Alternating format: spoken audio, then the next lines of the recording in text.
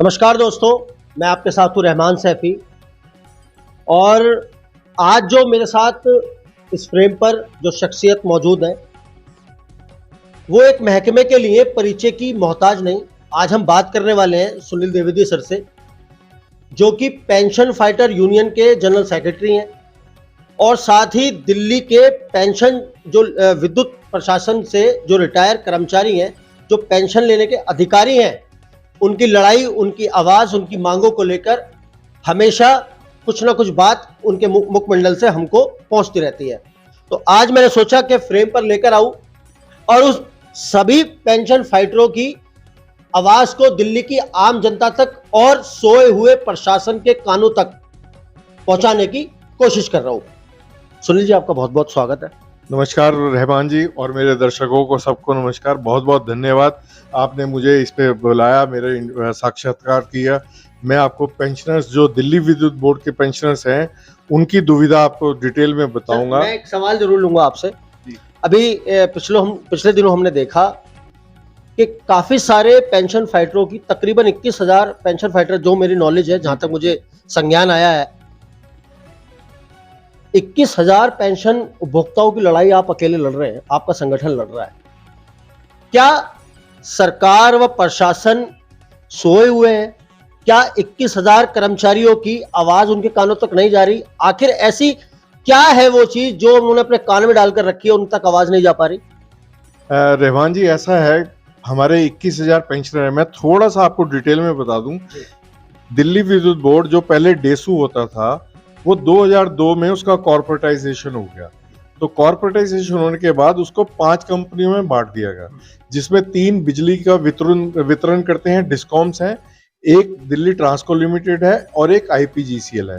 तो उस समय 2002 में जो एम्प्लॉइज थे, सबके दिल में, जहन में ये था कि प्राइवेट हो जाएगा तो क्या होगा, और ये 5 कंपनी में बढ़ जाएगी तो हमारा क्या होगा। सभी एम्प्लॉइज ने मिलकर, जिसमें इंजीनियर्स भी थे, ऑफिसर्स भी थे, लेबर भी थे, हर तबके का आदमी मिलकर एक जॉइंट एक्शन कमेटी बनी। उस समय जो यूनियंस थी और एसोसिएशंस थी, सबकी मिलकर एक जॉइंट एक्शन कमेटी, उसके हिसाब से एक त्रिपक्षीय समझौता, ट्राई पार्टी एग्रीमेंट हुआ दिल्ली गवर्नमेंट के और वो यूनियन की उसके साथ, और दिल्ली विद्युत बोर्ड के। ये 3 लोग हस्ताक्षरित करने वाले थे, इसके पार्टिसिपेंट थे।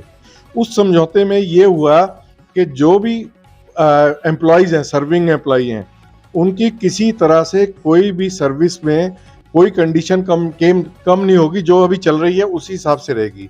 और जो उस समय के पेंशनर्स थे और जो आने वाले पेंशनर्स थे, उनके लिए दिल्ली सरकार ने एक पेंशन ट्रस्ट बना दिया, और दिल्ली सरकार ने एक लमसम अमाउंट पेंशन ट्रस्ट को दे दिया, कुछ एस्टिमेशन लगा के, जो कि वो भी लोअर साइड पे था, उसका भी कोर्ट में केस डाला हुआ है। तो वो पैसा देके धीरे धीरे 2002 में प्राइवेट हुए, और जब वो कम पैसा दिया गया तो धीरे धीरे करते करते 2012 तक हमें कैशलेस मेडिकल फैसिलिटी, एक बहुत बड़ी चीज है, वो मिल रही थी सुविधा। लेकिन 12 में आके सरकार ने कहा कि पैसा कम है, पैसा कम हो रहा है, और उसको रोक दिया गया। सर, जैसे बिल्कुल मैं इस बात से सहमत भी हूँ। कुछ कर्मचारियों द्वारा मुझे भी इस बात का संज्ञान हुआ है, मुझे भी पता चला है कि 2012 के बाद जो मेडिकल कैशलेस फैसिलिटी है, वो कर्मचारियों को अचानक मिलनी बंद हो गई। और जहां तक मेरा अनुमान है, जो मुझे सूचना मिली है, आपका फेडरेशन, आपकी यूनियन, आपका संगठन उसके लिए फाइट करने की, बहुत बड़ी फाइट करने की तैयारी कर रहा है दिल्ली सरकार से। मैं आपको यही बता रहा था कि 2012 में बंद हुई।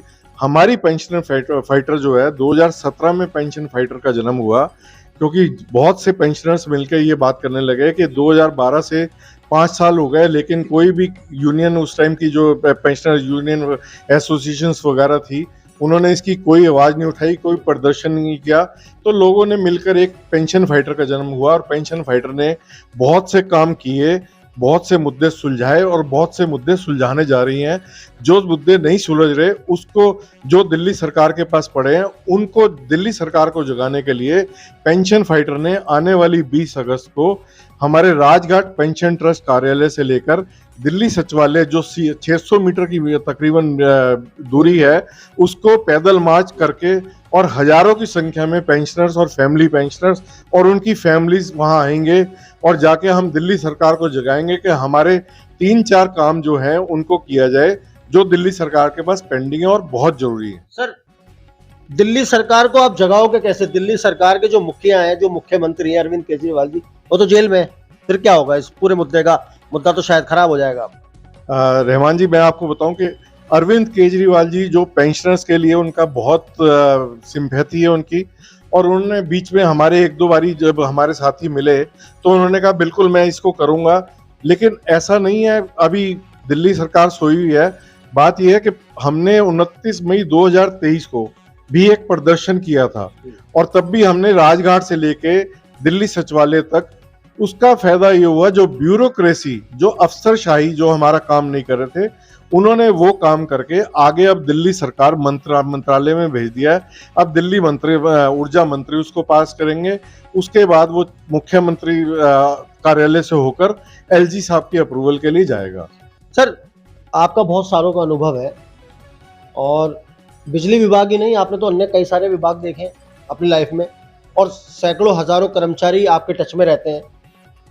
क्या आपको नहीं लगता सरकारें, प्रशासन, जो कर्मचारी अपनी पूरी जिंदगी प्रशासन को दे देता है, सरकारों को दे देता है, जब वो रिटायर होता है, क्या उसका उस पेंशन से मिलने वाली सुविधाओं पर हक नहीं है? सरकार आखिर उसका हक मारना क्यों चाहती है? वजह क्या है? बहुत अच्छा क्वेश्चन करा आपने रहमान भाई, मैं बिल्कुल आपकी बात से सहमत हूँ। ये पेंशन और पेंशन से रिलेटेड जो भी हमारे वो है, हम ये कोई भीख नहीं है, ये हमारा राइट है, ये हमारा जन्मसिद्ध अधिकार है। सन 1972 में केंद्रीय सरकार ने पेंशन की योजना शुरू करी, और हमारा दिल्ली विद्युत बोर्ड उस टाइम डेसू होता था, उसने भी इस योजना को लागू किया, और 1972 से हमें पेंशन मिलती आ रही है लोगों को। आज की डेट में कुछ ऐसे कारण हो गए हैं जिसकी वजह से पेंशन तो हमें मिल रही है, पेंशन का कोई वो नहीं है, लेकिन ये जो साथ में फैसिलिटी, अन्य फैसिलिटीज हैं, जैसे कैशलेस मेडिकल फैसिलिटी हमें मिलती थी। सबसे मजे की बात, पूरे हिंदुस्तान में ये कैशलेस मेडिकल फैसिलिटी सिर्फ दिल्ली विद्युत बोर्ड के पेंशनर्स को सबसे पहले मिली, और आज ये तमाम ऑर्गेनाइजेशंस में, तमाम सरकारी विभागों में पेंशनर्स को ये कैशलेस मेडिकल फैसिलिटी मिलती है, लेकिन हमें नहीं मिलती जो इसके जन्मदाता हैं। और दूसरा, एक और मजे की बात, आप भी हैरान होंगे, जब तक ये दिल्ली विद्युत बोर्ड का एम्प्लॉय किसी कंपनी में रहता है, 5 कंपनियों में से, उसको कैशलेस, उसको और उसके परिवार को कैशलेस मेडिकल फैसिलिटी मिलती है।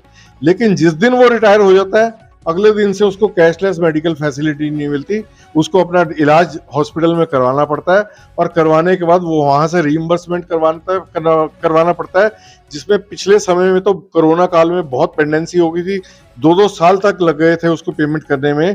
तो पैसा अपनी जेब से खर्च के, हमारा जो आप जानते हैं दिल्ली विद्युत बोर्ड में लेबर तबका बहुत ज्यादा है, लेबर तबके के पास सिर्फ एक साधन, आय का साधन जो है सिर्फ पेंशन है।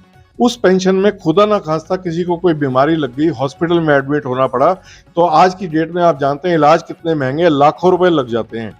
हमारे सामने ऐसे कई उदाहरण हैं, लोगों ने अपनी जान बचाने के लिए मार्केट से ब्याज पे पैसा लिया, और पैसा लेने के बाद 2-2 साल तक का उसका ब्याज दिया, जब वहां से पैसा मिला विभाग से, तब अपना ब्याज उसको मूलधन चुकाया।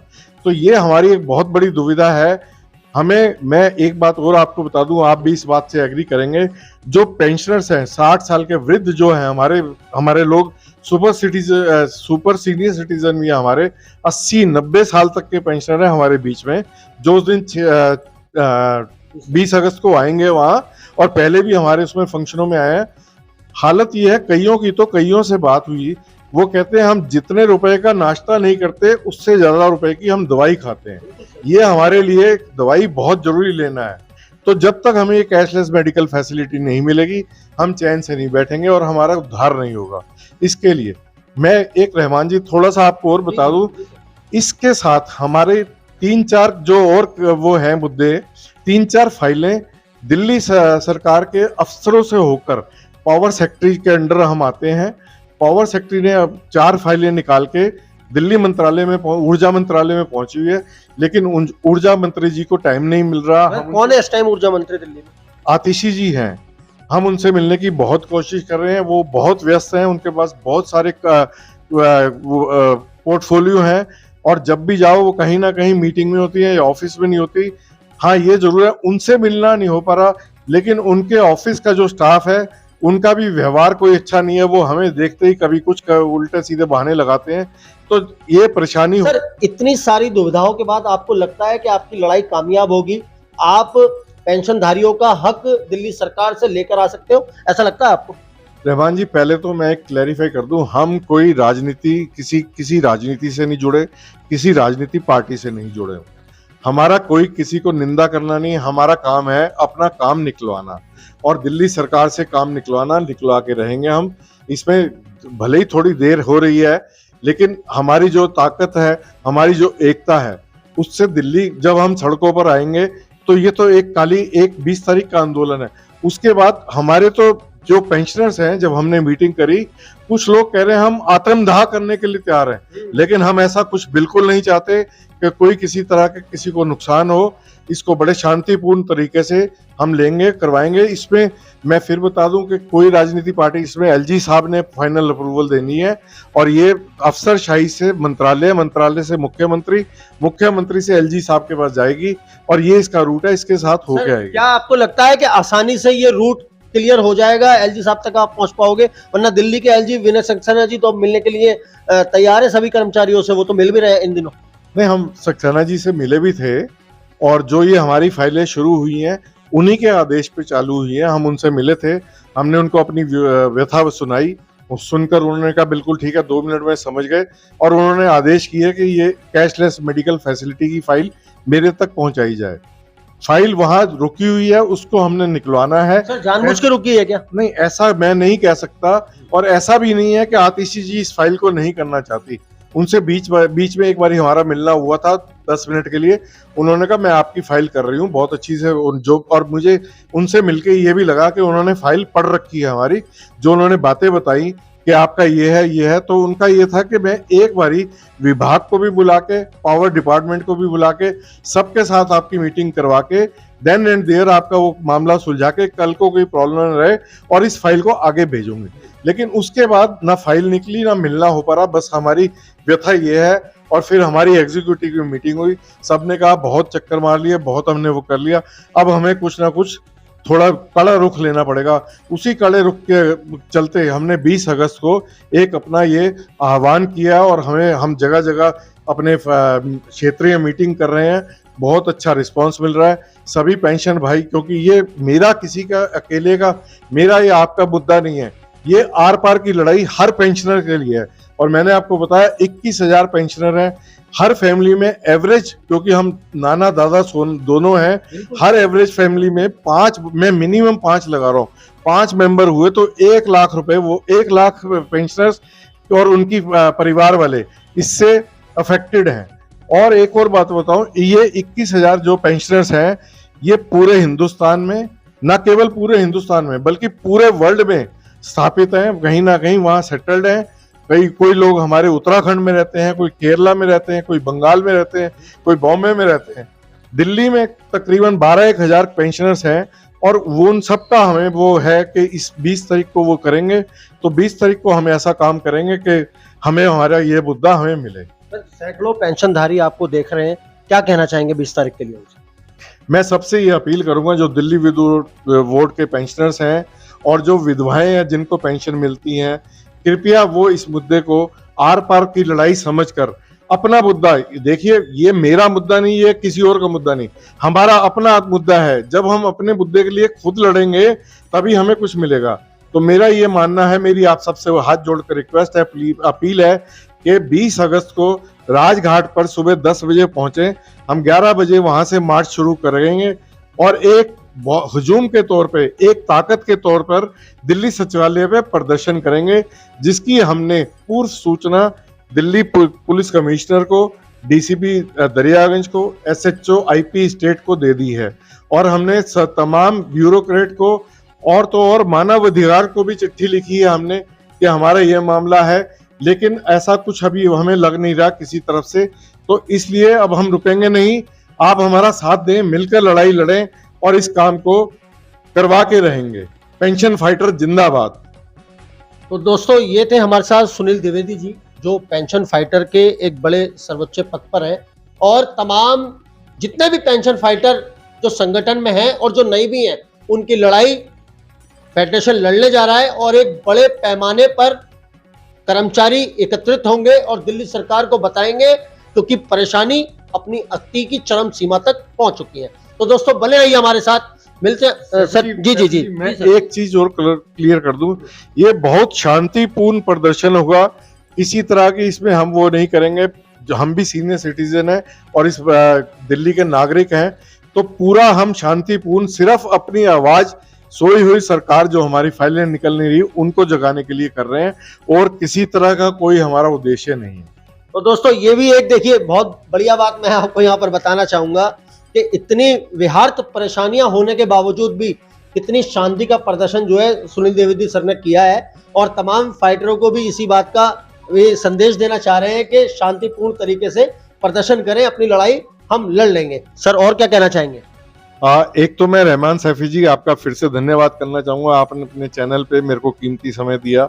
दूसरा, मैं अपने पेंशन फेडरेट के जो जितने भी फाइटर्स लोग हैं, जितने भी पेंशनर्स हैं, वो अगर खुद नहीं कर सकते तो अपने परिवार में बच्चों की सहायता से रहमान सैफी जी के चैनल को सब्सक्राइब करें, लाइक करें, शेयर करें, और इसको आप इसको लाइक करेंगे, बेल को दबाएंगे तो आपको नोटिफिकेशन इनकी आती रहेगी और आगे के लिए सुविधा होगी।